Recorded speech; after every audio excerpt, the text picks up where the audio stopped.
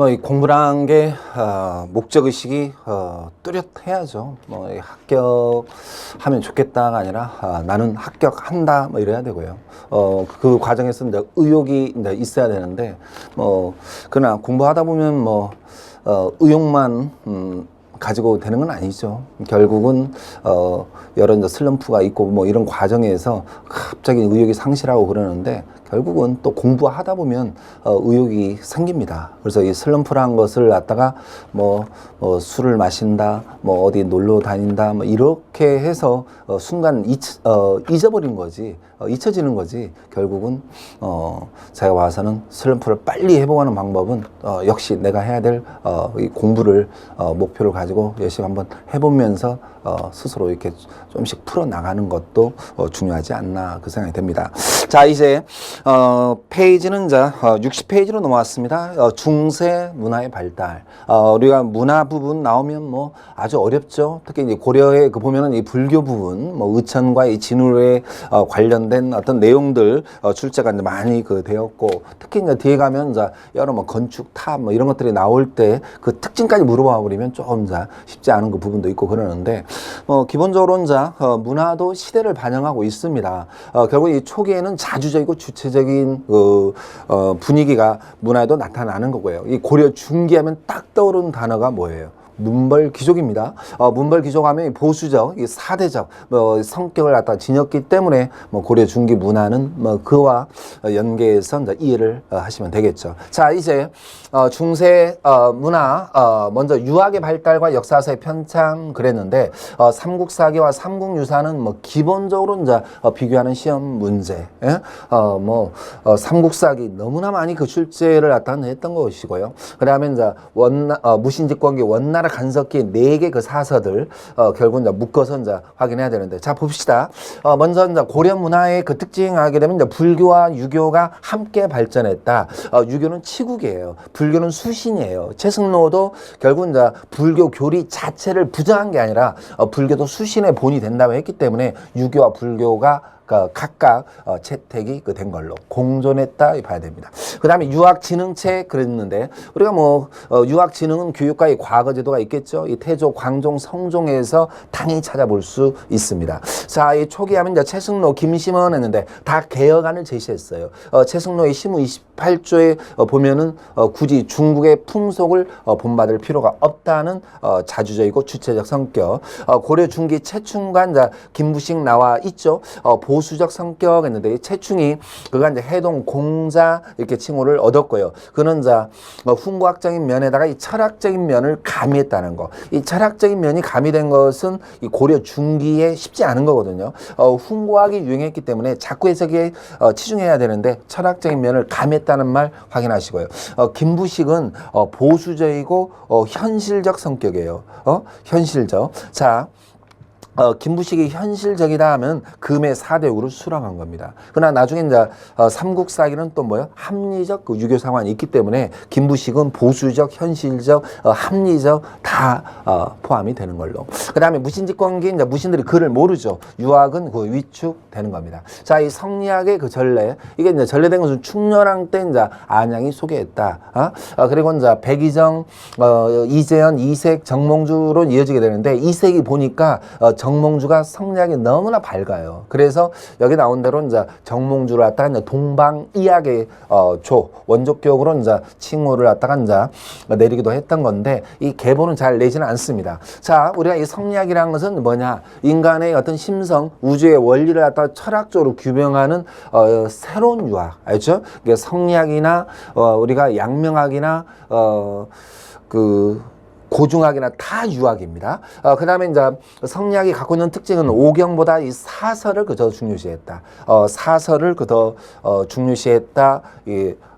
보시고, 그리고 이제 성리학이 고려 말의 어떤 개혁의 이념이에요. 알죠? 그래서 형이사학적 측면보다 그 다음에 더 적어보면 실천적 성격, 형이사학적 측면보다는 실천적 성격이 강함, 이렇게 하나 더 적어볼까요?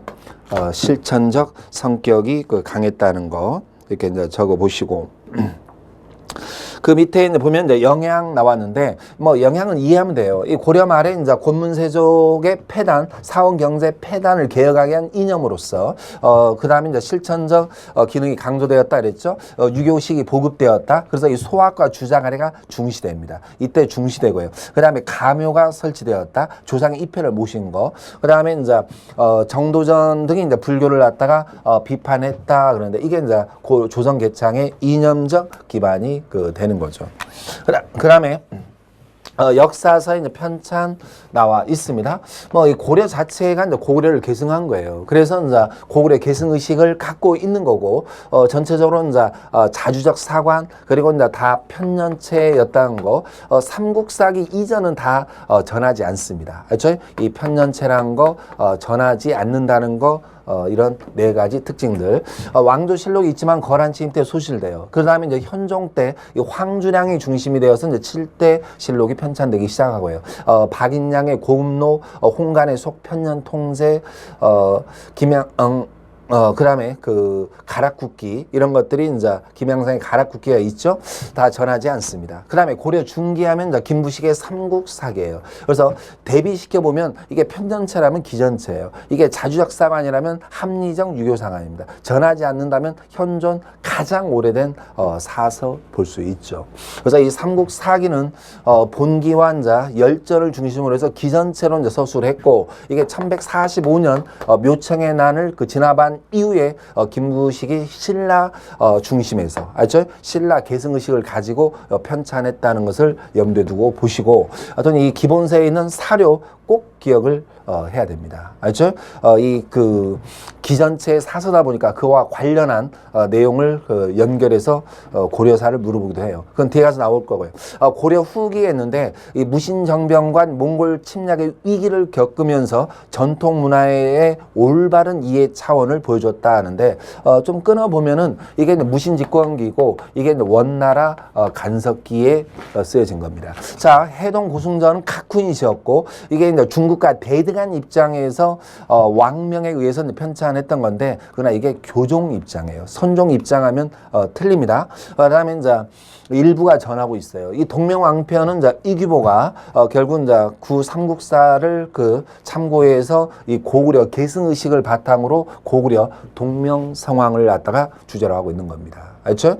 그 다음에 원나라 간섭기 삼국유사. 이것은 이제 삼국사기가 정치적이라면 삼국유사는 좀 더 이제 문화적 성격이죠. 서로 이제 보완 역할을 하게 되는데, 설화, 야사, 이런 것들이 다 수록되어 있는, 신의한 내용들이 수록되어 있고, 단군 이야기가 최초로 수록되어 있다. 제왕운기, 이승유. 이게 이제 상권은 중국 역사예요. 하권은 이제 우리 역사입니다. 그래서 우리 역사를 중국과 대등하다. 이게 중국과 대등하다는 것은 해동 고승전, 제왕운기 다 포함해야 됩니다. 그리고 이제 단군으로부터는 역사를 서술했고, 발해가 이 고구려를 계승한 걸로 인식한 최초의 사서이기도 한 거. 이렇게 이제 구분해서 기억해야 됩니다. 네 가지가 다 전통 문화에 대한 올바른 이해 움직임 차원. 그다음에 성략적 유교 사관을 하게 되면 정통과 대의 명분을 강조하는 거고, 이게 공민왕 때 이재현이 사략을 편찬했죠. 이게 이제 정도전의 역사관에 영향을 끼칩니다. 알죠?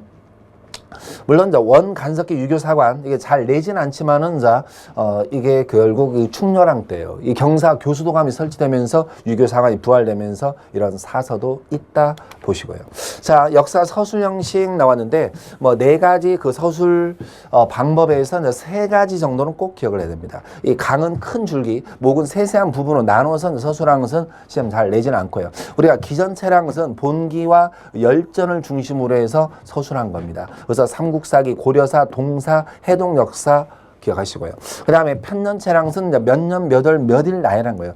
편년, 몇 년 이렇게 기억하면 되겠고, 뭐뭐 절요, 뭐뭐 통감, 뭐뭐 실록, 뭐뭐 회강, 뭐뭐 편년으로 끝나면 다 편년체입니다. 대표적인 이 세 가지 절요, 통감, 실록 이렇게만 외워도 무리는 없겠고요. 기사 본말체는 사건마다 원인과 결과를 실증적으로 서술하고 있는데 연려실 기술이 있죠. 삼국유사는 야사체지만은 기사 본말체 형식을 취하고 있는 겁니다. 그다음에 교육기관과 이제 교육기관 나왔는데 특히 그 사학의 융성 그래서 이 관학이 침체하면서 문벌 그 귀족 세력은 이제 확립되는 이 시기 이 관학 진흥책을 갖다가 물어보기도 하고요. 결국 이제 순서를 물어보는데 사학 발달 이후에 관학 진흥책에 좀 더 비중을 주시고 국자감의 특징만을 갖다가 물어보는 경우도 있습니다. 자 보겠습니다. 우리가 태조 때 이제 보면은 골품 제도가 무너졌기 때문에 능력 중심으로 인재를 등용해요. 그래서 이 신라계통의 학자 등용했다 그랬고 개경, 서경의 학교가 이제 설립되는데 이 서경에다는 학보가 설치되죠. 그다음에 성종 때 교육이 아니면 인재를 얻을 수 없다는 교육 조서가 반포됩니다. 그래서 지방에 이제 향교를 설립하고 경학 박사, 의학 박사가 파견되었죠. 중앙에는 국자감이란 게 있습니다. 국자감. 그래서 이 국자감은 성종 때 이제 설립되었고 체제가 갖추어진 것은 이제 경사 육학이라 해서 인종 때 이제 갖추어지는데 자 이걸 갖다가 이제 설명을 해볼게요. 이 국자학, 태학, 사문학 그리고 유학, 서학, 산학 이렇게 이제 국자감은 유학부하고 기술학부로 나누어서 가르칩니다. 알죠? 그래서 이 종합대학 형태란 거고 그 다음에 교과 내용은 유사하지만 입학할 때쯤 되면 3품 이상, 5품 이상, 7품 이상 그래서 이게 신분별 입학이라는 게 첫 번째 특징이에요. 두 번째 기술학을 교육했다는 점이고 여기는 이제 8품에서 이제 평민까지 서민도 입학이 가능해요. 그러나 이 평민은 뭐만 배울 수 있어요? 기술학만 배우지 유학을 배우지는 못하는 거죠. 그래서 이 세 가지 특징을 보시고 이거 잘 물어보지는 않지만 국태사 읽어보면서 357로 입학하는 겁니다. 그래서 국자감의 특징은 이 표 가지고 기한 게 빨라요. 그러나 기술학이 모두 국자감에서 가르친 건 아니에요. 유학, 서학, 산학만 나머지는 해당 관청에서 가르칩니다. 자 아래 보면 그 외에도 자 비서성, 수서원, 도서관이 그 개경과 서경에 있었고 문신 월가법 우리가 최승로도 이 문신 월가법에 의해서 이제 개혁안을 제시했던 거죠. 그다음에 문종 때 이제 최충의 문헌공도 이 전문 강자 구제학당이 있었고 이 구제학당에서 가르친 것은 국영과 삼사를 교육합니다. 기본서에도 있죠. 그다음에 최충의 문헌공도를 중심으로 한 사학 12도가 발달하면서 12개 그 문벌 그 귀족사회가 결국은 확립되는 겁니다. 문벌 귀족사회 확립. 그리고 이제 왕권은 그만큼 약화되겠죠. 그래서 이 사학을 견제하기 위해서 관학진흥책이 나오는 겁니다. 그래서 이 숙종 때의 서적포 출판을 갖다가 이제 담당했던 거고, 그 다음에 예종 때 이제 국자감을 갖다가 일단 국학으로 계층을 해요. 알죠? 그 다음에 국학 내에 구제를 모방한 칠제가 설치됩니다. 6개는 유학을 가르치고 무학을 가르치는 강해제가 있기도 했었죠. 양영고란 관설쟁학재단, 청영각은 왕실 안에, 보문각은 왕실 밖에 있는 도서관 겸 학문연구소입니다. 그래서 이 도서관을 성종과 예종에서 구분하시고요. 그 다음에 6개 틀 경사육학이 정비됩니다. 향교 또는 이 향학으로 이제 부르기도 하는데 향교, 향학이 강화되었다는 겁니다. 알죠? 그 다음에 충렬왕 때 이제 서막전을 설치하죠. 안양의 건이에요. 그 다음에 문묘가 이제 신축이 되고요. 성균관으로 계층했다. 성균관. 이걸 갖다가 이제 충선하고 보는 경우도 있는데 국정교과서는 성균관으로 계층한 것은 충렬왕으로 봅니다. 그 다음에 관리들의 유학 교육을 위한 경사 교수동함이 설치되었고요. 이 공민왕 때 이제 성균관을 유학 중심으로 교육해요. 그렇죠? 유학 중심으로 교육하면서 기술학을 가르치지 않은 것은 공민왕 때다 그 얘기입니다. 하나 더 적어보면 뒤에 가서 나옵니다. 이 공양왕 때 그 가게 되면 서적원이에요. 서적원의 설치. 이것은 이제 주자 활자도 이제 만들고 인쇄도 담당했다. 그런데 서적원 기억해야 됩니다. 이건 서적포고 서적원 구분해야 되는 걸로. 에듀윌 유료 회원만의 고객 밀착해요. 아 뭐였지 이거? 어떡하지? 자, 제가 도와드릴게요. 누구세요? 저 애들 학습 매니저인데요. 이거 좀. 자, 일로 오세요. 자 언제든 필요하시면 연락 주세요. 언제든지요? 언제든지. 감사합니다. 밀착 헤어 받아가며 합격하는 혜택. 오직 에듀윌 유료 회원에게만. 아들, 엄마 그런 거 아니야. 공부하시죠. 네. 자, 그다음에 이제 과거 음서에 대해서 나왔습니다.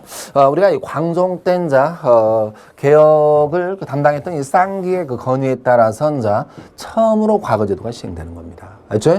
그다음에 이제 이 과거제도가 의미하고 있는 것은 능력 중시, 행정적 기능, 관료제적 성격, 왕권 강화 이렇게 볼 수 있죠. 문과는 이제 양이상 가능했다 하는데 실제는 귀족 향리들이 응시했고요. 이 제수롭과 명경업 꼭 구분을 해야 됩니다. 제수롭이라는 것은 이제 문학적 재능과 정책을 시험 봤다 하는데 결국 시, 부, 송, 책을 갖다가 시험 보는 거고 6,700명 배출해요. 명경업은 경전에 밝은 사람입니다. 상서, 주역, 춘추 얘기를 시험 보는데 이게 가장 중시됐다. 문학적 재능 이게 바꿔서 출제하기도 하고 가장 중시된 것도 기억해야 되니까 한쪽을 확실하게 암기를 해야 돼요. 시험 많이도 출제했습니다. 그다음에 자법은 이제 기술학을 시험 보는 거고 주로 이제 백정, 농민이 응시, 승과는 이제 교종시, 선종시 이렇게 각각 나누어서 이제 시행을 했고 법계가 지급되었다. 그다음에 묵과는 거의 실시되지 못했어요. 이게 원칙입니다. 알죠? 그다음에 이제 공양왕 때 시행했다, 실시했다면 맞을 수도 있기 때문에 이제 이렇게 가로 묶어 놓은 거고요. 그다음에 시험은 이제 3년마다 실시한 게 원칙이지만 결국 이제 경년 시라에서 2년마다 시험 보는 게 실제는 이제 유행했고요. 그 다음에 1단계 이제 향시, 향공입니다. 2단계 국자감시. 그래서 이 1단계 그 합격자와 그 다음에 국자감 학생과 그 다음에 12공도 학생들이 이제 응시를 하게 되고 그 다음에 이제 예부시로 넘어가는 겁니다. 그 다음에 음서는 이제 고려시대는 5품 이상이에요. 그래서 이 공음전과 더불어서 문벌 귀족 사회를 확립시켰다 그랬고 이 결국 음서 자체는 적어보면 이 승진의 그 제한이 없습니다. 알죠? 얼마든지 음서를 통해서 이 고위 관직에 나갈 수 있다 이렇게 봐야 됩니다.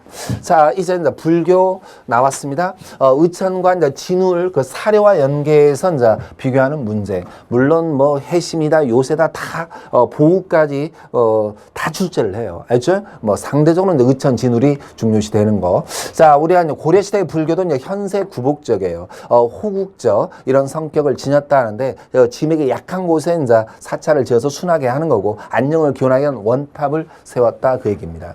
그 다음에 당대 신앙관 나오는데 귀족들은 유교와 불교가 서로 배치된 걸로 생각하지 않았다.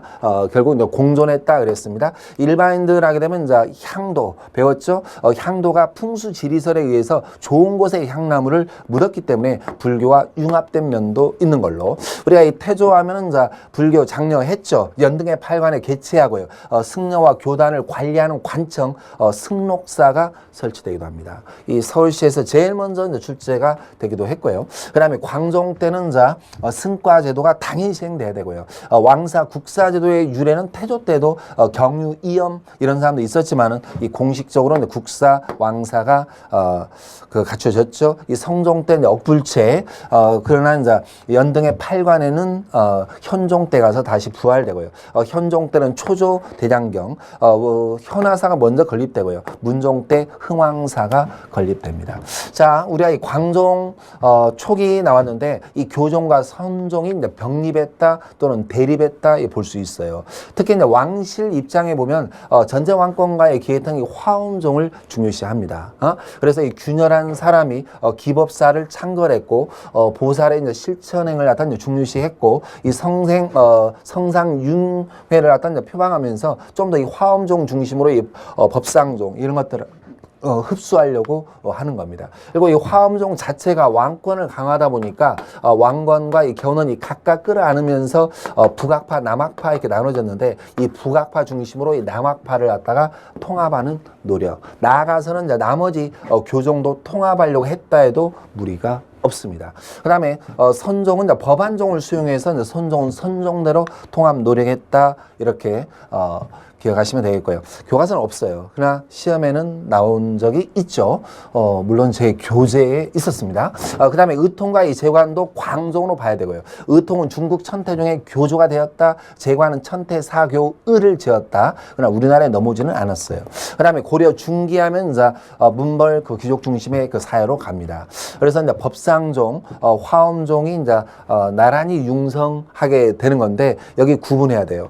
법상종은 불교 불교 의식에 치중하고 귀족들이 애호했다는데 이 귀족이 누구냐면 제 기본서에 보면 경원이 씨입니다. 이게 7급 국가직에 출제가 되기도 했던 거고 제 인터넷 보시면은 결국 이 경원 씨 이자연의 그 아들 소연이 이제 현하사 주지였다 그런데 이 현하사를 그 중심으로 해서 이 법상종이 발달합니다. 알죠? 그래서 이 왕의 외척들과 결탁했다는 것은 왕권을 이유배해요. 그래서 결국 이제 왕족이었던 이 문종의 넷째 딸 의천이 그의 아버지가 이제 세운 결국은 이제 흥왕사를 중심으로 해서 이 화엄종을 융성시키는 겁니다. 알죠? 그래서 이 화엄종은 이 호화로운 불교의식 폐단을 개선하려고 하는 거예요. 결국 이 화엄종을 중심으로 해서 어떻게든 이 법상종을 견제하려고 하는 거고 결국은 이제 화엄종 중심으로 교종을 통합 도모를 하는데 그게 흥왕사입니다. 나아가서 이제 그는 개경의 국정사를 창건해서 교종을 중심으로 이 선종까지 통합하는 게 바로 천태종입니다. 그래서 이 천태종이 표방하고 있는 것은 이론, 교화, 실천, 관, 그래서 이론과 실천, 교종과 선종을 결국은 이제 겸해서 수행해야 된다. 그리고 이제 내 겸학 결국 이 겸자가 들어갑니다. 이 내 겸학 성상 겸학, 겸전 이렇게 얘기하는데 이것은 이제 왕실과 문벌 귀족들이 각각 후원했다는 보고 의천이 죽은 이후에 가면은 이제 교단은 분열돼요. 이게 선종은 독립하고요. 이 화엄종도 의천 중심, 균요 중심으로 또 이 분열이 됩니다. 그러나 이제 의천은 교단 통합 노력이지 이게 그 교선 일치, 교리 통합까지 이루지는 못했던 걸로 봐야 됩니다. 그 다음에 이제 진울, 그가 이제 조계종을 개창했다는데, 결국 이 대구 은혜사, 거조사라 이제 부르기도 하는데, 거기에서 이제 정의 결사문을 발표합니다. 승려 본연의 자세로 돌아가자. 애불 독경, 선수행, 노동에 이제 골고루 힘쓰자 그랬고, 여기에서 이제 정의 결사를 갖다가 조직을 해요.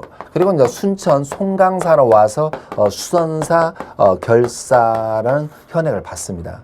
그래서 이 정의 결사, 이 수선사 결사 다 같다고 보고, 그래서 이 어차피 뭐 정의 쌍수도 있고 그러는데 어떤 이 송강사에서 그 조계종을 개창하죠. 아래 보면 선종 중심으로 교종을 통합한 거고 정의 쌍수한데 정이랑선 선정, 해랑선 경전을 갖다가 이해하는 것을 얘기합니다. 교화. 그래서 이 선종과 교종을 병행해서 수행해야 된다 이렇게 읽어보고 좀 더 선종 중심입니다. 알죠? 그 다음에 수행 방법으로서 내가 부처님을 도련히 깨닫고 깨달은 이후에도 계속된 수행을 필요로 하는 거. 특히 이제 개혁 승려와 지방민의 호언, 특히 무신 정권, 이 최씨 정권과 결탁해 있었죠. 그 이후에 이제 진울의 제자 해심이 유불일치설을 주장합니다. 그래서 저 앞에 진울은 우리가 최충원 때라고 그랬고 해심은 최후 때라고 그랬어요. 알죠? 그런 유학자이면서 이 불교에도 조예가 깊었고 유불일치설, 심성의 도야를 강조하다 보니까 성리학 수용의 토대를 마련했다 볼 수도 있습니다. 자, 여기 이제 해심 다시 나왔죠. 요새는 이제 백년 결사입니다. 알죠? 결국은 이제 수순사 결사에서 독립해서 백년 결사, 1204년, 1208년에 조직을 했던 거고, 그는 자 보세요. 교종인 천태종 계열입니다. 알죠? 요새는 교종인 천태종 계열이지 조계종 계열이 아니에요. 그리고 이제 법화신앙과 이 정토신앙 각각 그 중요시했고, 이 강진 만덕사를 중심으로. 그래서 이 수선사 결사나 백년 결사나 다 지방민의 호응을 갖다가 얻게 되는 겁니다. 알죠? 순천, 강진 이렇게 보시고, 그 다음에 원간섭기 이후입니다. 이 권문세족과 이 사원의 이제 어떤 결탁, 이 폐쇄 아주 그 폐해가 심했죠. 이런 상황에서 이제 보라는 사람이 이제 개혁을 하게 되는데 교단 통합 노력입니다. 이 사이비 교단 다 없애버린 거고요. 원나라에서 임재종을 전했고 그간 구산 선문 통합에도 노력을 했다. 이 경찰직에 출제를 했습니다. 제 교재에 나와 있어요. 이것도 이 공민왕의 이제 왕사로도 이제 활약을 했다 그랬습니다. 이 윗부분에 나와 있는 건 뭐냐면 원나라 간섭기에는 결사운동은 쇠퇴예요. 일단 결사운동하면 다 무신직공기고 원나라 간섭기는 쇠퇴. 그래서 이제 보면은 수선사 결사는 항몽투쟁을 전개했기 때문에 특히 원의 간섭이 심했고 이 백년 결사도 왕실의 안녕을 기원하는 묘련사로 변질됩니다. 이런 그 부분들은 한번 7급 정도에서는 출제했으니까 읽어보는 거. 그 다음에 이제 신진 그 사대부들이 이제 성리학을 갖다가 수용하고 성리학을 적 입장에서 불교를 비판하기도 했다. 자, 그 다음에 이제 대장경에 대해서 나왔습니다. 대장경은 경율론 이 3장을 총칭한다 하는데 이 한문의 의미를 그냥 이해하면 외울 게 없어요. 그리고 이제 불교 사상을 체계화한다.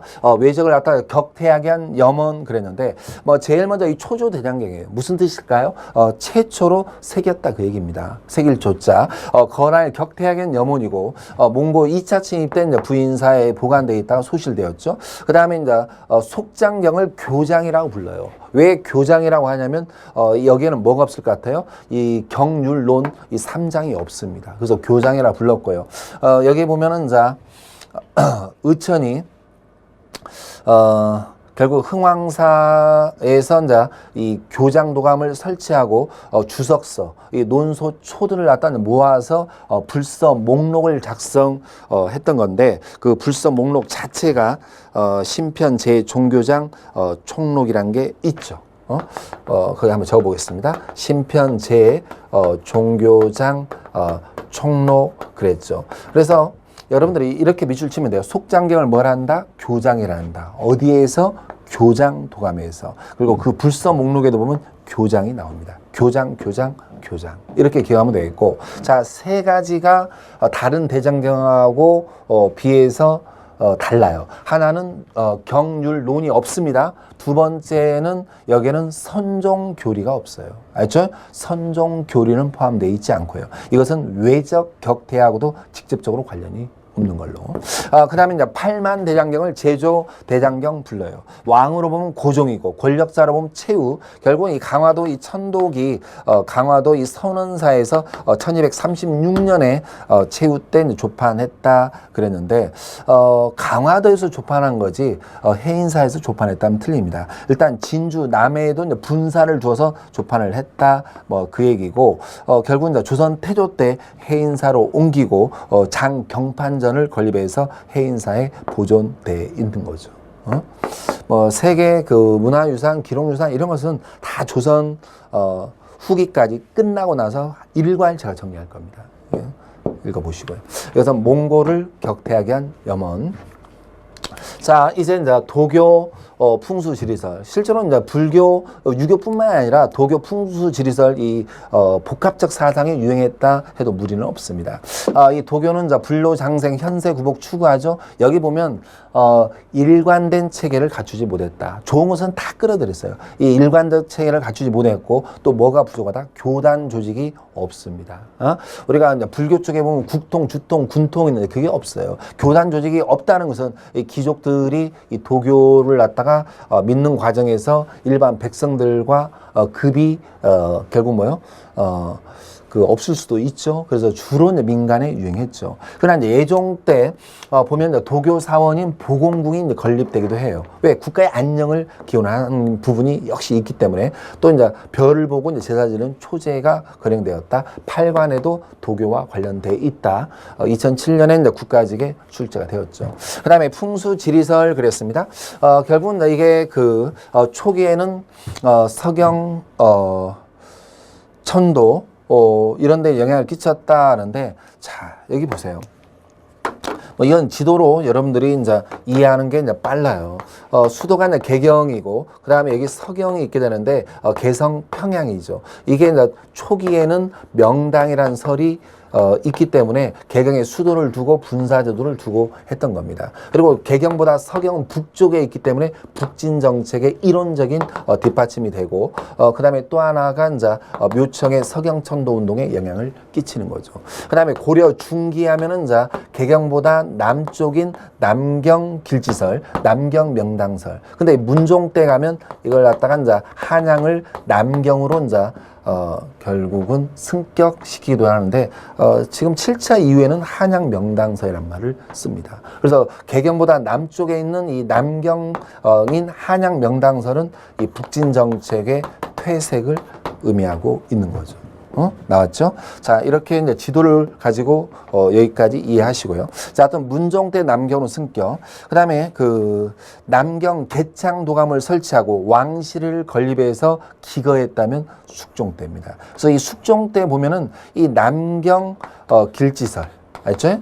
사람 이름을 물어보지는 않겠지만 이 김희재라는 사람이 남경 길지설을 주장하면서 이 개창도감을 두고 숙종이 머물기도 했다. 구분해야 됩니다. 그 다음에 이제 도선 비기, 해동 비록 나왔는데 이것도 이제 예종 때 있었고 이 비기 비록입니다. 알죠? 풍수 지리설과 관련돼 있고 다 전하지 않습니다. 에듀윌 도서 중에 6개년 기출 문제집이 가장 많이 도움이 되었습니다. 마지막 모의고사에서는 파이널 봉투 모의고사가 도움이 되었는데 QR코드를 통해서 자동으로 채점을 해주고 성적 분포를 알려주어서 다른 수험생들과 비교를 할 수 있는 점에서 도움이 많이 되었습니다. 에듀윌 책으로 공부하셔서 좋은 결과 있으셨으면 좋겠습니다. 파이팅! 에듀윌은 합격이다! 자, 그 다음에 이제 과학기술의 이제 발달 나와 있습니다. 보면 이제 뭐 국자감에서 이제 기술학을 교육했다는 거, 그 다음에 과거에 잡가가 있다는 점, 외래 과학기술을 수용하면서도 이제 전통 과학기술을 계승, 발명 이런 것들이 다 발달할 수 있겠죠. 자, 우리가 이제 천문역법은 이제 사천대에서 맡아봤던 거고 원나라 간섭기는 서운관이에요. 우리가 이 조선시대 가면 이제 관상감으로 바뀌겠죠. 우리가 이 시험 문제에서 첨성대 하게 되면 선덕 여왕 때입니다. 그러나 고려시대도 첨성대가 있어요. 알죠? 그 기본서 사진에 보면은 이 개성의 그 만월대 서쪽에 첨성대가 있다 하는데 이 기상직 시험이다 보니까 출제를 그림으로 하기도 했습니다. 그다음에 내려와서 이제 당의 그 선명력이 신라 시대부터 있다가 이제 고려 시대로 이어진 거고, 그다음에 충선왕 때는 원의 수시력이에요. 알죠? 그다음에 이제 공민왕 때 가서는 이제 명예 대통령, 세종 때는 이제 칠정산으로 넘어가겠죠. 그다음에 의학 나왔는데 결국은 이제 약국이라는 것은 아까 얘기했던 해민국 예종 때 있다 그랬고 향약 구국방인데 이 구국방입니다. 알죠? 이것은 이제 우리나라에서 가장 오래된 의서 그랬는데 이 대장 도감에서 이 고종 때 이제 간행을 했던 거예요. 이게 이제 의료 그 응급처치법 이런 것들을 갖다가 이제 수록하고 있는 거고, 세종 때 가면 향약 집성방하고 구분해야겠죠. 그다음에 인쇄술, 목판 인쇄술 발달하고 이 금속알자 부분에서는 상정고금 예문 나왔는데 이거는 동국 이상 국집에 인쇄했다는 기록이 있어요. 알죠? 언제? 바로 최후 때라고 했습니다. 최후 때 동국 이상 국집에 보면 상정고금 예문을 금속알자로 인쇄했다는 기록만 있는 거예요. 이건 전하지 않습니다. 이 구텐베르크보다 200년 이제 앞서 있다고 추정하고 있는 거고, 여러분이 암기할 때는 직지 이렇게만 외워도 돼요. 이게 1377년인데 우왕 때입니다. 알죠? 이 청주 흥덕사에서 가능했고 현존하는 세계에서 가장 오래된 금속알자로 공인되었다. 이게 현존도 맞고 공인도 맞습니다. 알죠? 이렇게. 그래서 직지심체 요절이 좀 더 중요해요. 청주 흥덕사. 그 다음에 아까 공양왕 때는 서적원이에요. 이 공양왕인데, 공양왕에 보면 뭐가 많아요? 원이 많아요. 알죠? 주자와 인쇄를 담당. 그 다음에 화통도감이 이제 화포를 제작했다 하는데 이것도 우왕입니다. 알죠? 이것도 우왕. 직지심체 요절도 우왕 이렇게 보시고, 외구 격퇴, 배 만드는 기술은 이제 누전선. 알죠? 우리가 임진왜란 때는 무슨 선? 거북선이라고 하지 마시고, 그때는 판옥선이라는 게 또 있습니다. 내려와서 이제,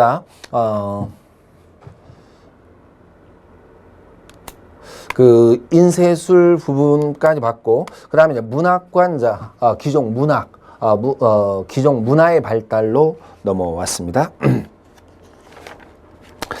아래 보면 초기 중기 무신직공기로 나눠지는데 어차피 뭐 국문학사에서 이제 배우는 거고 뭐 국사가 이제 문학적 특징을 내는 경우도 있습니다. 뭐 경찰직에도 이게 물어보고 뭐 그랬던 건데 그난 좀 더 이게 어느 시기냐는 게 이제 국사에 중요하고 작품의 특징을 갖다 물어볼 때는 대개 이제 국어 쪽에서 나오는 경우가 많겠죠. 자 보겠습니다. 이 향가 쪽에서 보면 귀녀의 보현 시번가입니다. 귀녀전에 전하고 있는데 불경을 갖다가 향가로 풀이한 거예요. 그러다 보니까 이제 불교 대중화에 기여하기도 했고요. 한문학은 중국 모방 단계에서 벗어나서 독자적이다 그러는데 우리가 신라 말기가 중국 모방적이라면 이들은 이제 독자적. 그다음에 중기 쪽에 보면 이제 당과 송의 한문학을 숭상했다 하는데 당연히 문벌기죠. 사대적이고 보수적입니다. 애종의 도의장가, 신순경, 김락을 추모하는 글이죠. 정서의 정과정 이런 게 이제 향가의 잔영을 보여주는 걸로.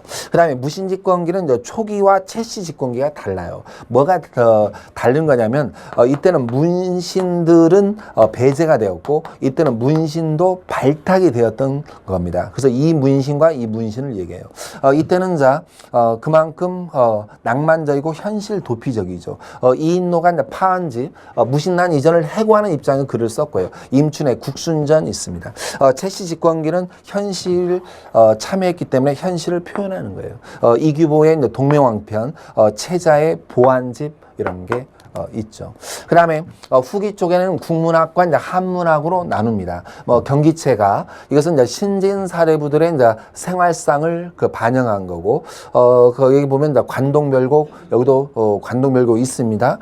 그 다음에 이제 한문학 쪽에 보면은 폐가문학, 이규보의 백운소설, 이재현의 여공패설, 사물을 의인화시키는 부분이죠. 가전체 문학. 그 다음에 한시 쪽 나오는데 역사서지만은 최초의 장편 서사시예요. 그래서 이 새로운 문학 세계를 추구했다고 보는 거고요.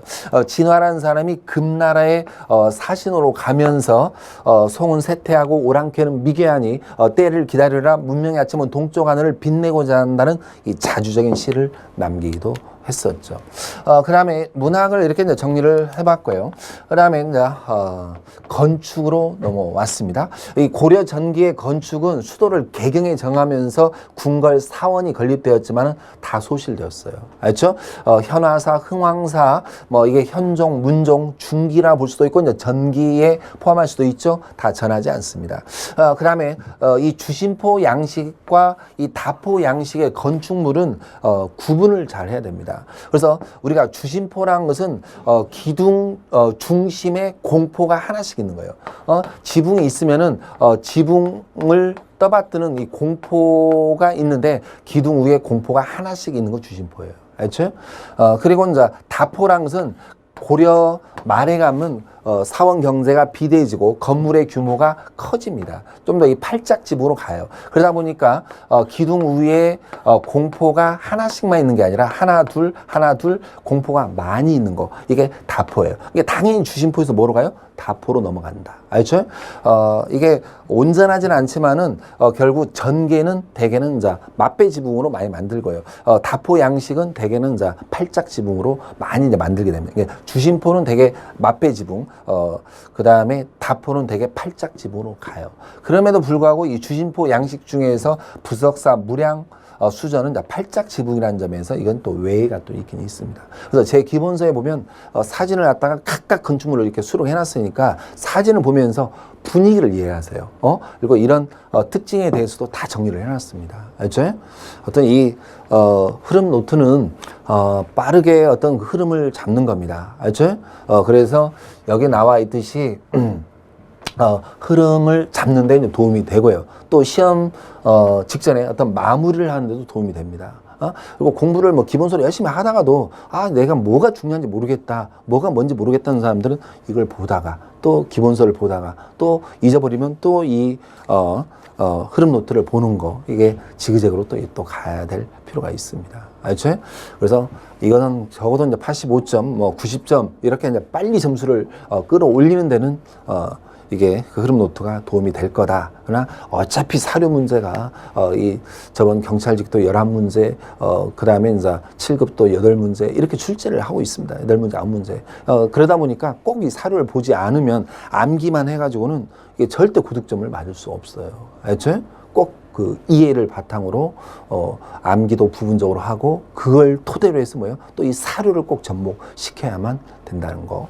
자, 아래 보면 자 주심포 양식은 결국 전기에 주로 유행했다. 그러니까 고려 전기에 주로 유행했지만은 13세기 이후에도 고려 후기 건축물 중에는 현존하는 건축물이 있는 거예요, 이게. 알죠? 그래서 이 주심포 양식은 다포에 비해서는 좀 더 단아하고 세련되었다 하는데 부석사 무령수전이 단아하면서 세련된 거죠. 그리고 이제 가장 오래된 건축물 경찰직에 출제했습니다. 저번 봉정사 극락전이 가장 오래된 건축물로 봐야 돼요. 이 국민항때 중간했지만은 가장 오래된 건축물, 부석사 무량수전, 수덕사 대웅전 이 세 가지가 이제 주심포 양식입니다. 그다음에 다포 양식은 원나라 영향을 받았고요. 이 공포가 많이 설치하다 보니까 좀 더 화려한 거고 이게 조선시대 건축에 영향을 끼칩니다. 지금 북한에 보면 성불사 응진전, 서광사 응진전 두 가지가 교과서에 있어요.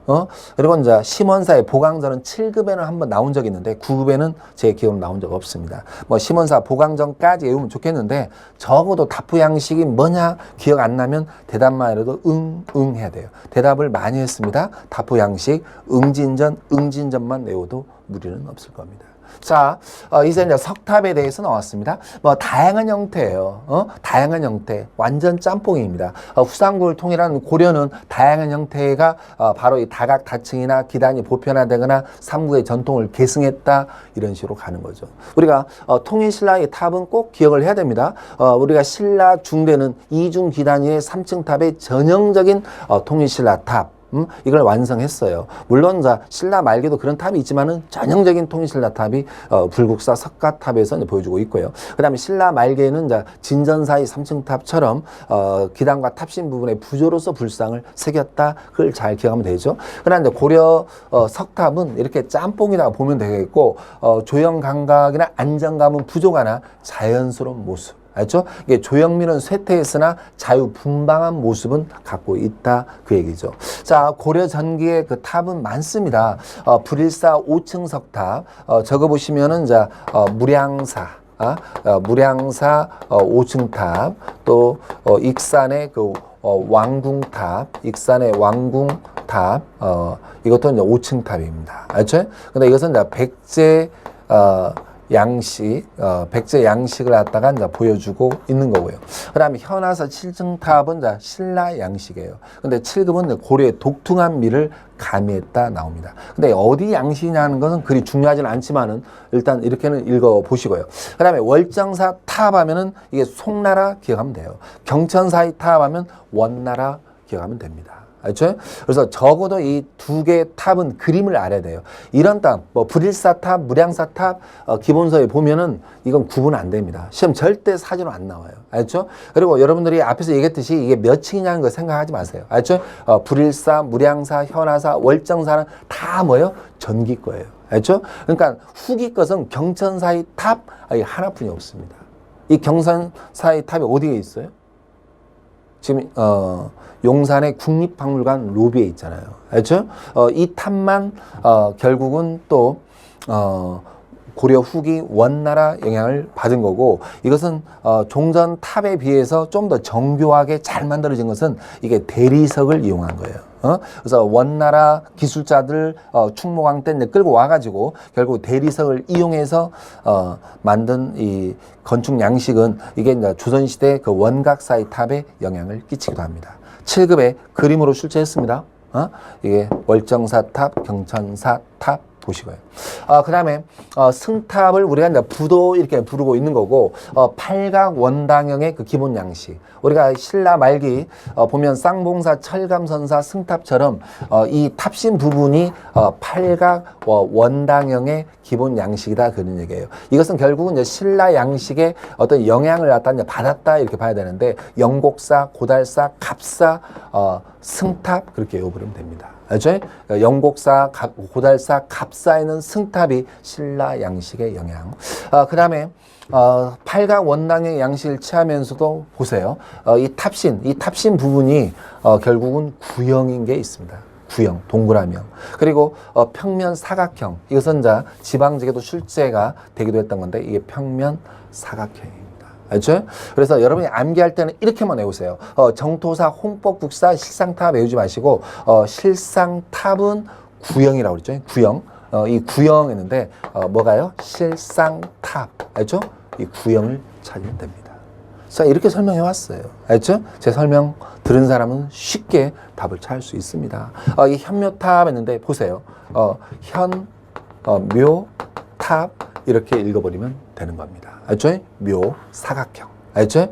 구형.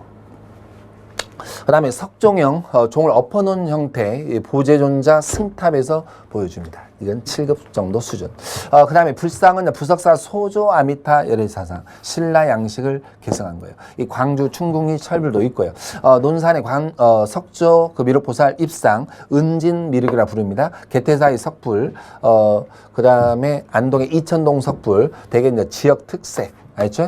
이 지역 특색이 나타났다 하는데 되게 그 향토미, 소방미를 보여주고 있는 겁니다.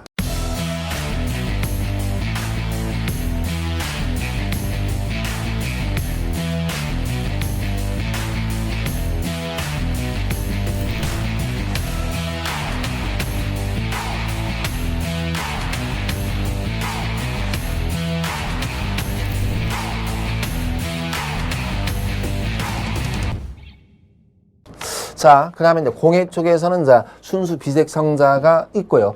상감 청자는 12세기 고려 독창적 기법이다 하는데 이게 이제 13세기 강화도 천도기, 강화도 천도기 결국 무신 집권기까지 유행한 겁니다. 알죠?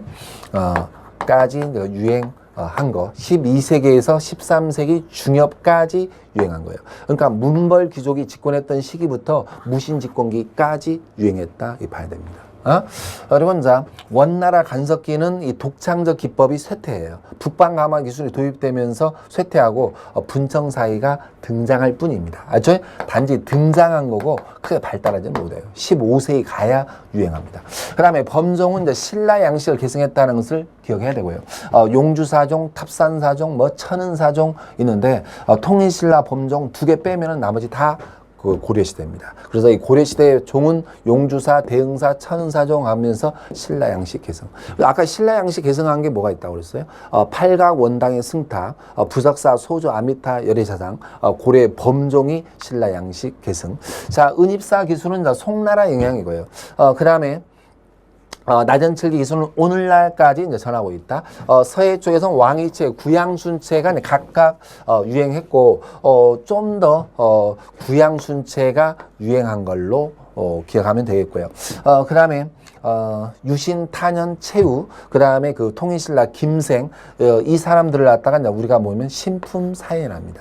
귀신같이 글씨를 잘 쓰는 4명의 현인했는데 이게 이제 동국 이상 국집에 결국은 신품사연이 소개되어 있고 김생만 통일신라 사람이에요. 근데 김생의 글씨가 고려시대에도 뛰어나다는 것을 결국은 알고 있기 때문에 그의 글씨만을 모아 새긴 집자비문이 오늘날까지 전한다 그랬습니다.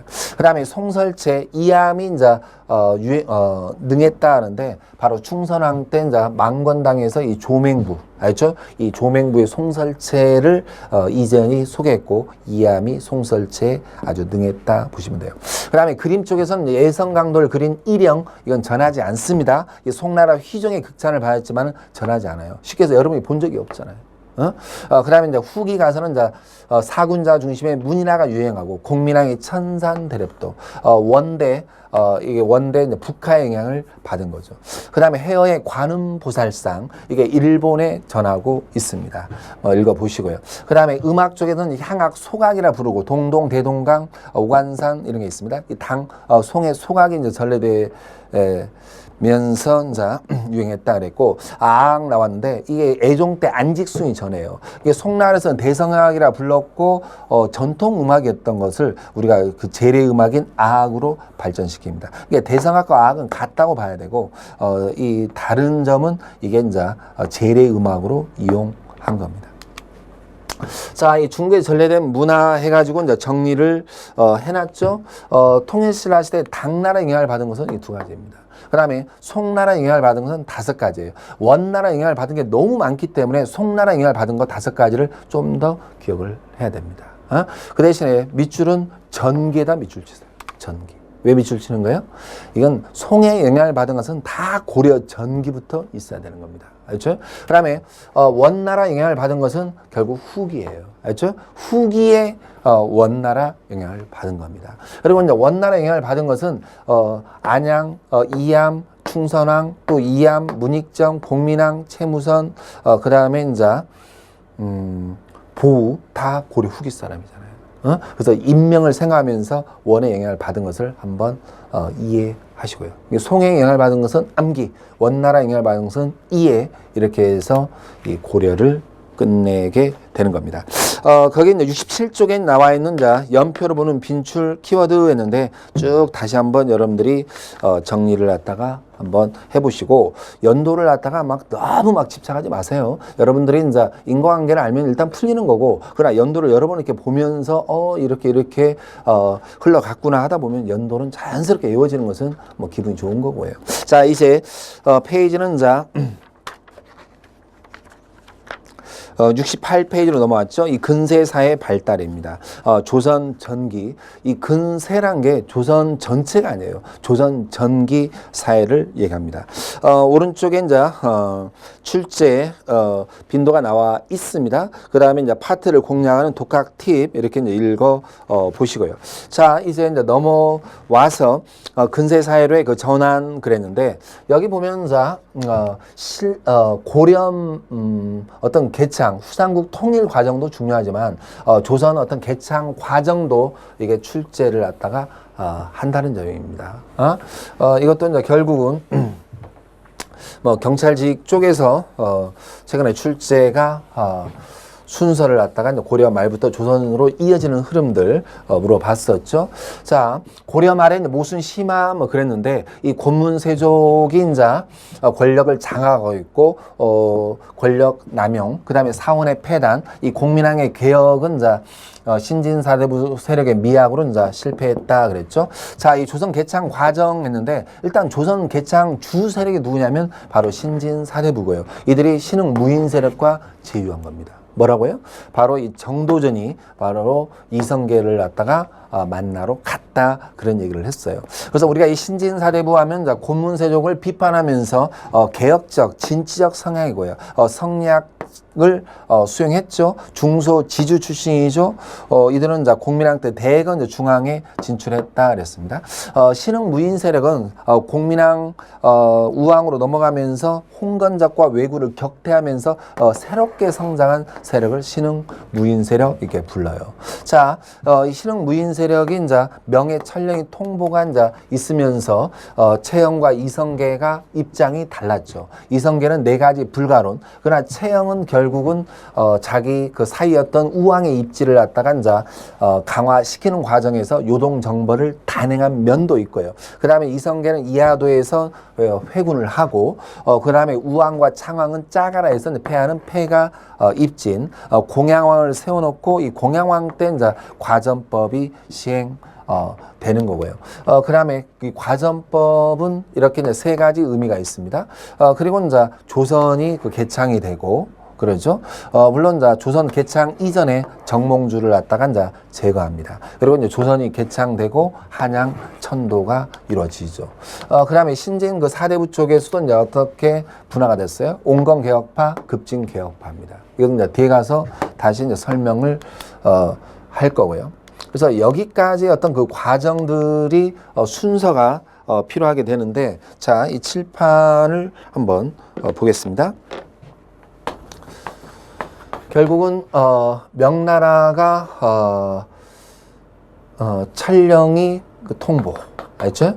이 쌍성 총간부 지역을 갖다가 이제 자기 땅으로 포함시켰다는 이 찰령이 통보를 해오는 겁니다.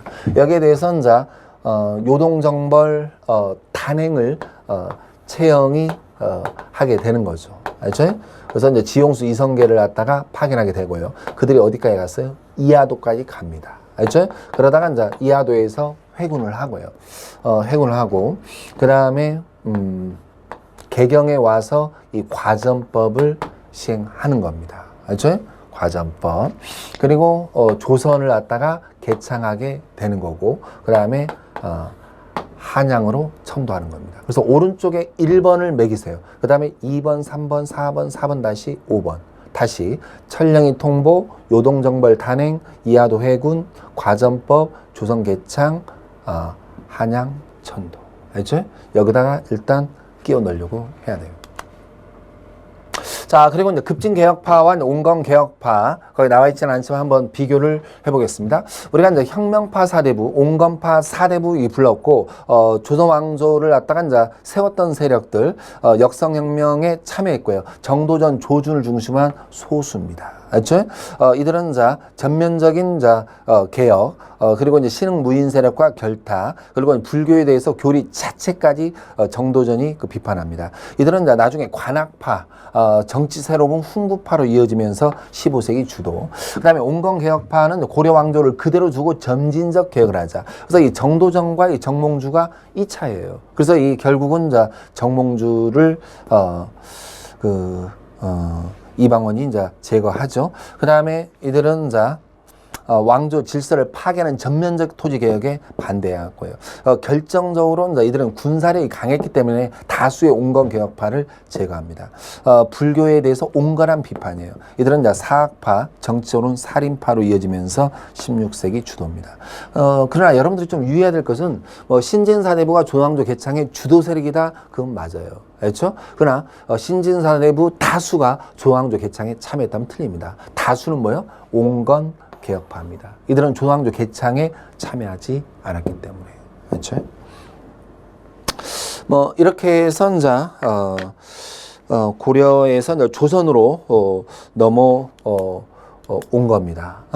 그래서 좀 쉬었다가 이제 조선시대를 또 만나도록 하겠습니다.